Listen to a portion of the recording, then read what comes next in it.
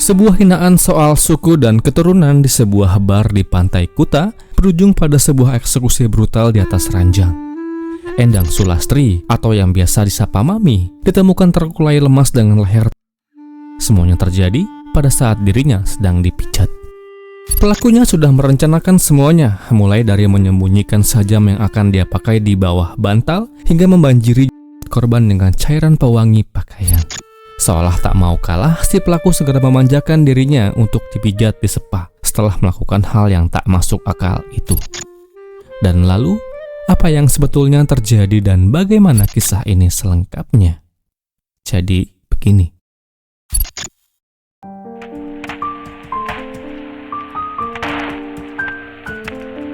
Di mata keluarganya di Banyuwangi, Jawa Timur, Endang Sulastri atau yang akrab disapa Mami ini bukan sekadar perantau biasa. Ya, dia luar biasa. Di usianya yang menginjak 41 tahun, Mami Endang adalah wujud nyata dari sebuah kemandirian. Jauh-jauh dia merantau ke Pulau Dewata, bukan untuk bersantai dan bermandi cahaya sore di pantai. Bukan, dia datang untuk bertarung menaklukkan kerasnya persaingan hidup di pusat pariwisata Bali. Kerja kerasnya terbukti membuahkan hasil. Di kawasan Legian Kuta yang menjadi salah satu jantung keramaian Bali, Mami Endang pelan-pelan membangun batu injakan ekonominya sendiri. Ia tak bisa diam. Tangan dan pikiran uletnya mengelola sejumlah bisnis kecil-kecilan, mulai dari membuka bar dan warung makan, menjalankan usaha rental sepeda motor, hingga mengurusi operasional bar miliknya sendiri. Bagi orang-orang yang mengenalnya, khususnya pelanggan-pelanggan domestik maupun ekspatriat, Mami Endang adalah sosok wanita pekerja keras, tegas, dan tak ragu turun tangan langsung mengurusi bisnisnya. Di bar ini dan di kios yang disulap menjadi tempat parkir motor rentalan inilah Mami Endang menjalani roda bisnisnya. Pelanggan yang datang bukan datang dari orang-orang kita aja, tapi mereka sebagian besar merupakan bule yang jatuh cinta dengan indahnya Pulau Bali. Bar dan rental motor Mami ia dirikan di pantai Legian. Dari beberapa informasi yang saya dapatkan dari sebuah komentar yang tersemat di akun media sosial miliknya, dikatakan selain memiliki sifat yang telah dikatakan sebelumnya, Mami Endang juga memiliki sifat yang baik hati dan gak pelit dalam hidupnya. Sebuah komentar menguar menyebutkan bahwa Mami pernah menyediakan dan berbagi takjil untuk berbuka puasa, khusus untuk staf di Warna Beach Gili Trawangan. Sebuah kegiatan yang rutin dia lakukan ketika bulan suci itu tiba dan menyapa kaum muslim dan muslimat yang ada di Pulau Bali. Lebih dalam dikatakan Mami Endang memiliki sifat yang suka berbicara dengan ceplas-ceplos dan keras. Jadi nggak heran jika ada sebagian orang yang menganggap Mami ini suka ngomel dan galak. Padahal begitulah pembawaan aslinya, tegas dan satset. Kehidupan pribadi Mami Endang sendiri memiliki ceritanya sendiri. Dikatakan Mami Endang pernah membangun rumah tangga dan menikah dengan seorang pria berwarganegaraan Prancis.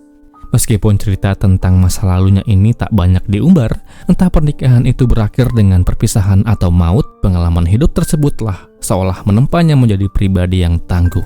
Ia terbiasa berdiri di atas kakinya sendiri tanpa bergantung pada orang lain. Sehari-hari setelah lelah mengurus warung bar dan pelanggan rentalnya, Mami Endang pulang ke sebuah rumah kontrakan di kawasan Legian. Rumah itu semestinya menjadi satu-satunya tempat di mana dia bisa melepas lelah dengan tenang, tempat yang aman baginya. Dalam mengurusi berbagai usahanya di Pulau Bali, Mami Endang tidak bekerja sendirian. Dia dibantu oleh beberapa orang karyawannya, yang dimana salah duanya adalah Rian dan Kamal Mopangga. Secara khusus, Kamal diberi tugas untuk mengelola bagian operasional rental sepeda motor miliknya. Namun jika kita melihat lebih jauh, status Kamal Mopangga di sana bukanlah sekadar anak buah atau karyawan biasa. Kamal sebetulnya adalah pasangan dari Mami Endang. Kamal merupakan suami siri yang dimana mereka menikah pada tahun 2021 yang lalu. Kamal sendiri adalah pria kelahiran bulan November tahun 92 asal Bitung, Sulawesi Utara. Di tahun 2025, Kamal berusia 33 tahun, sementara Mami Endang berusia 41 tahun. Ada jarak usia 8 tahun di antara mereka berdua. Tak apalah, bukankah cinta tak memandang kotornya pakaian dan kulit yang kusam? Asik. Meski Mami Endang berusia lebih tua daripada Kamal, hal ini awalnya tak menjadi masalah. Mereka tinggal bersama di bawah atap yang sama, tepat di rumah kontrakan di Jalan Patimura, Legian. Sehari-hari kegiatan mereka berjalan layaknya pasangan suami dan istri, sekaligus rekan kerja yang saling mengurusi operasional bisnis dari pagi hingga malam tiba. Berkat statusnya yang adalah suami siri dari Mami Endang membuat Kamal lantas dikenal luas oleh bule-bule pelanggan Mami Endang yang saban malam mampir di bar miliknya. Bahkan pelanggan Mami yang berasal dari negara Rusia pun kenal dengan Kamal yang adalah suami dari Mami. Kembali dari sebuah informasi yang berhasil saya kumpulkan, dikatakan bahwa hubungan yang terjalin di antara pasangan lintas usia itu dikatakan awalnya berjalan dengan mulus dan lancar-lancar jaya. Namun di tahun 2025, mereka mengalami sebuah permasalahan yang cukup pelik. Sifat Mami yang ceplas-ceplos dan satset-satset tampaknya nggak masuk ke dalam ritme kerja yang Kamal jalani. Efektivitas dan produktivitas Kamal kala itu diragukan. Bahkan dikatakan Kamal sudah nggak mau lagi kerja dengan Rian, salah satu karyawan Mami Endang. Nah, dari kesalnya Mami yang berhadapan dengan sosok Kamal yang berbeda visi dan misi inilah yang lalu membuat Kamal menjadi salah mengerti arti dari kerasnya ucapan yang disampaikan oleh Mami kepada Kamal. Dari akuan yang pernah Kamal sampaikan, dikatakan bahwa Mami itu orangnya galak dan suka mencaci maki dirinya. Lebih lanjut, Kamal katakan amarahnya kemudian memuncak tatkala Mami terus saja memarahinya dengan ia hina suku dan keturunannya. Hingga dari perkataan yang menyinggung itulah yang kemudian menumpuk dan lama-lama menimbulkan sebuah rasa benci yang menjelma menjadi sebuah rencana untuk menghilangkan nyawa Mami Endang, istri sirinya sendiri. Nah, tanpa Mami sadari, rasa dongkol yang menumpuk itulah yang akhirnya memuncak pada malam 11 Oktober 2025 yang lalu. Jadi begini kronologinya. Malam itu Sabtu 11 Oktober 2025 jam 8 malam waktu Bali. Kamal, Mami Endang, dan Rian baru aja pulang dari bar pantai tempat mereka bekerja. Rian lalu masuk ke area kontrakannya, sedangkan Kamal dan Mami Endang masuk ke rumah kontrakan mereka di Jalan Patimura. Kontrakan Rian tepat bersebelahan dengan kontrakan milik Mami dan Kamal. Di perjalanan menuju kontrakan itu, Kamal dan Mami sempat berdebat soal pekerjaan. Mami Endang kala itu meminta Kamal agar lebih membantu Rian di bar dengan sungguh-sungguh. Kamal lalu meresponnya dengan minta Mami Endang untuk menghargai pekerjaan yang sudah ia lakukan. Perdebatan itu lalu memanas. Ya, dari akuan Kamal, Mami Endang kemudian mengeluarkan kata-kata kasar yang menyinggung suku dan keturunan Kamal. Cacian ini membuat Kamal marah dan sangat sakit hati. Sesampainya di kontrakan, tak ada pembicaraan sama sekali di antara mereka. Mami Endang lalu masuk ke dalam kamar, sementara Kamal masuk ke dalam toilet, lalu duduk di depan kamar sambil merokok dan minum kopi. Awalnya Kamal berniat untuk pergi meninggalkan Mami Endang begitu saja. Namun dikarenakan terus memikirkan hinaan itu, lantas Kamal akhirnya memutuskan untuk menghilangkan nyawa Mami Endang malam itu juga menggunakan sajam miliknya. Masih dalam rangka untuk melakukan aksi bengisnya itu, pada jam 10 malam, Kamal mengendarai sepeda motor Vario miliknya pergi ke dalam bar di Pantai Legian. Di dalam bar, dia mengambil sebuah sajam pemotong kelapa yang disimpan di bawah bantal di area belakang bar. Lalu ia masukkan sajam itu ke dalam jok sepeda motor dan kembali pulang. Kala itu Kamal tiba di depan kontrakan jam 10 lewat 10 menit. Kamal kembali duduk di luar. Dia terdiam dan termangu cukup lama, berpikir apakah dia akan melanjutkan rencana bengisnya itu atau tidak. Setelah melihat lampu kamar sudah mati, dia yakin bahwa Mami Endang telah tertidur. Seketika membulatlah tekadnya di malam itu.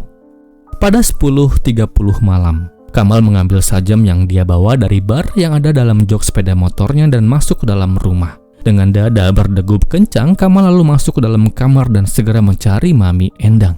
Namun ternyata dugaan Kamal yang mengira Mami sudah tidur salah besar. Kala itu Mami Endang masih bangun dan sedang bermain handphone di atas ranjang miliknya. Kamal kemudian menyembunyikan sajam itu di balik pintu masuk kamarnya, lalu pergi ke kamar mandi. Setelah tuntas dari kamar mandi, Kamal lalu ikut duduk di atas kasur, tepat di sebelah Mami Endang yang lagi sibuk bermain handphone miliknya. Sambil menunggu waktu yang pas untuk melakukan aksi bengisnya, tepat di jam 11 malam, saat Mami Endang sedang berbalik menghadap tembok, Kamal lalu diam-diam mengambil sajam itu dari balik pintu dan menyelipkannya di bawah bantalnya sendiri. Tidak lama setelah itu, Mami Endang meminta Kamal untuk memijat punggungnya dan perutnya. Kamal katakan dan ia suruh Mami Endang untuk duduk bersila di hadapannya. Kamal mulai memijit punggung hingga ke area kepala Mami Endang. Saat dipijat di bagian kepala, Mami Endang mengadahkan kepala ke atas dikarenakan pijatan yang Kamal lakukan membuat Mami merasa nyaman. Namun di saat itulah Kamal mulai bertindak. Dia sengaja menahan dagu Mami Endang menggunakan tangan kirinya agar Mami tidak curiga.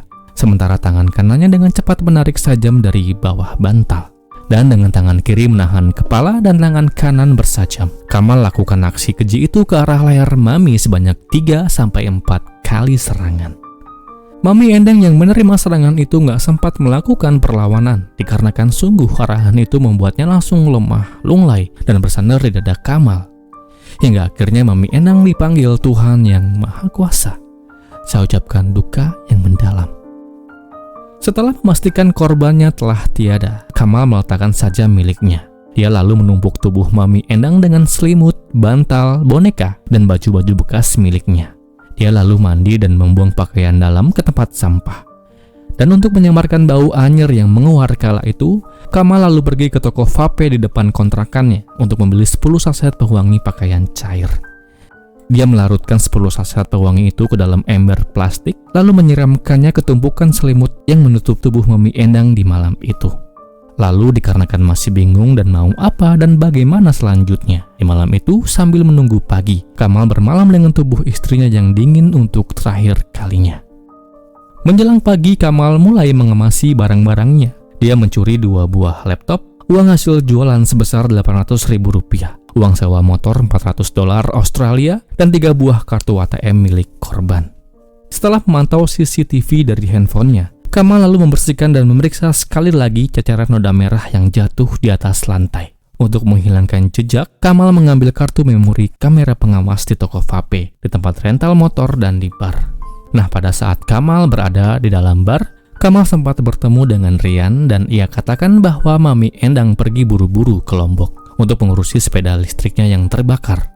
Kamal juga beralasan bahwa dia mencabut memori CCTV-nya dikarenakan disuruh oleh Mami Endang untuk meriset data-datanya.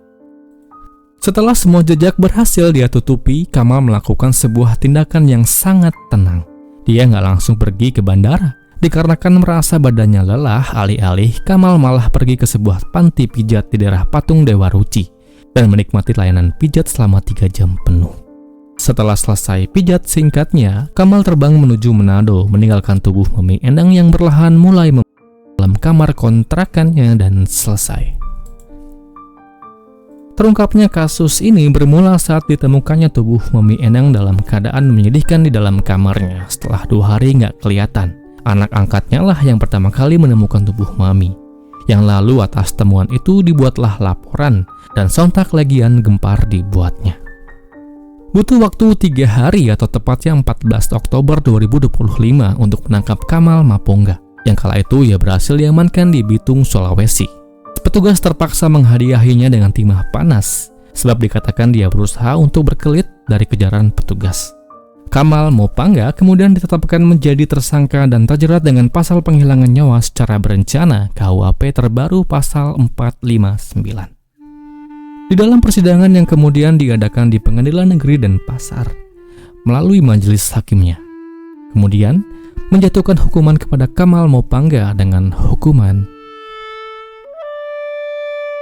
20 tahun penjara. Tiada rencana banding atas vonis yang jatuh padanya kala itu. Demikianlah kisah ini. Semoga akan terus ada pelajaran yang bisa kita ambil dari kisah ini, dan kisah ini pun berakhir.